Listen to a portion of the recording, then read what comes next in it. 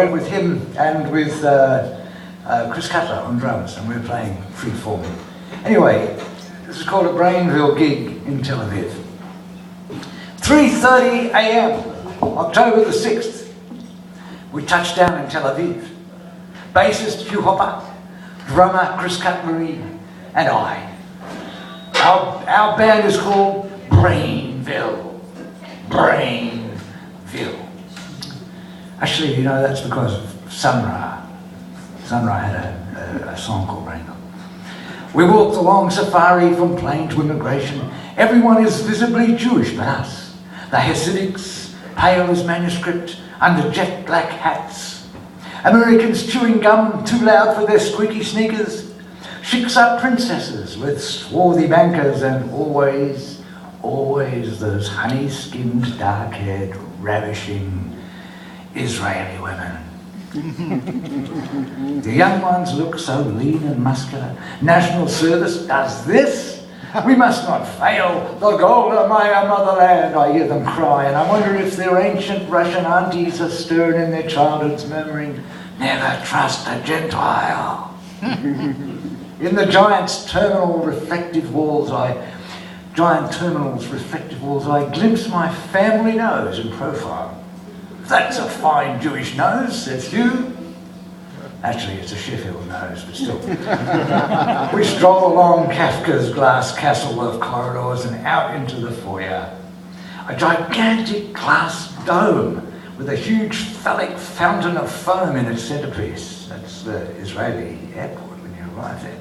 Woof. I look at the expanse of glass, and I'm waiting for the bomb to go off, thinking people who work in glass terminals ought to stay stoned.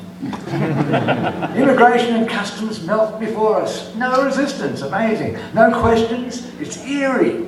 It's effortless, not like London. We are welcome ghosts. Ben Gurion, we're here, old chap. From a pre-dawn darkness looms Yuri, a giant Russian from St. Petersburg. He's our agent. Uri is here to help. Something typically jazz about Yuri. His ears have heard the glory. He got a wicked grin and a jelly baby belly.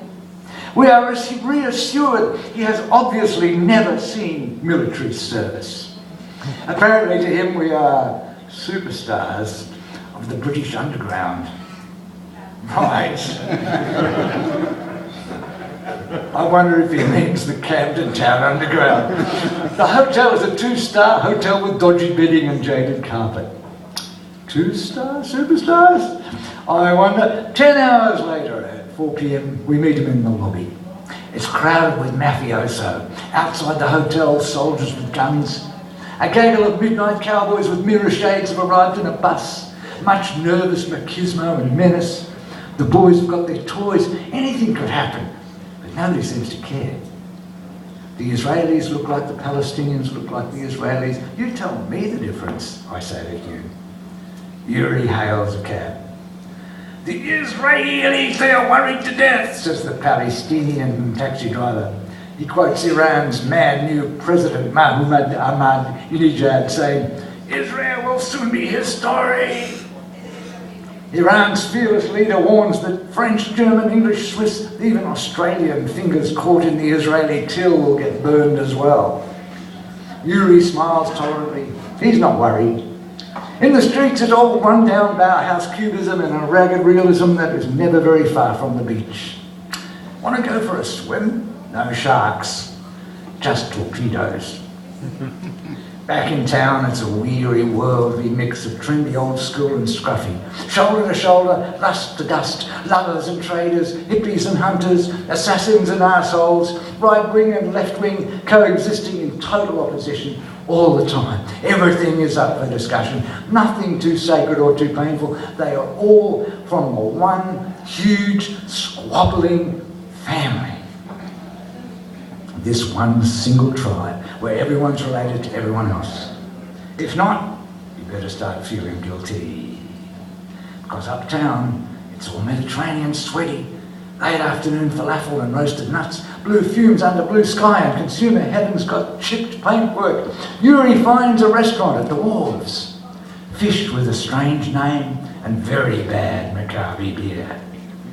From here we go to a famous record store to sign albums. I never liked record stores. I actually like them more now, but they're just about extinct. But in those days, there's lots of them, right? I didn't like signing there anyway. Well, they are dying species after all. Round 30 people in the queue, of all ages. I'm feeling thankful there are folks still interested, and I give my full attention. One has travelled miles across the desert to be here. I've listened to your music for 32 years, he says, and gives me a big fat joint from his pocket. Thank you, he says with tears in his eyes, and I'm in awe of this curious mystery. Why me? Another guy invites me to his bar to drink beer. Why not? But there is this pretty girl who made a video clip of my early song. Mirav hands me her DVD and she, wow, and he thinks, want to hang out with us? Our party has grown now. 2 cars en route to the radio interview. The security guy at the radio gate looks very dubious. Yuri blags us through. He tells them, ho, ho, ho, they are errorists, University of Errors. Inside, the 2 DJs are super cool. They look at me, they have us down. I withdraw to the corridor to smoke the giant joint of no return. Hugh starts first. He's professionally implacable. A twist of dry humour drips out of his many albums. Then comes Chris, the intellectual. He always jolts me with his choices. He plays This Heat and The Next. Somehow, they know Chris played with Captain Beefheart. Wow, that's impressive. Whoops, my turn. Hey, here I come. Mr. Allen, they ask, how do you like Israel? Oh, I love Israel, I begin, stoned off my face. I am from Australia, so I know how it feels to be Israeli. We are the same as you. We occupy a lucky country. Like you, we wiped out the native occupants and kissed the American ass to keep us safe from the hostile Muslim nations that surround us. Just like you. Yeah, I like you, you're like us. Silence. Dead air warning. Then a smile. Says the D-Day DJ dude, he says, hey, David, we look on the internet. Would you like to perform for us the poem which goes, Bin Laden, we are unworthy. Drop the big one on us now.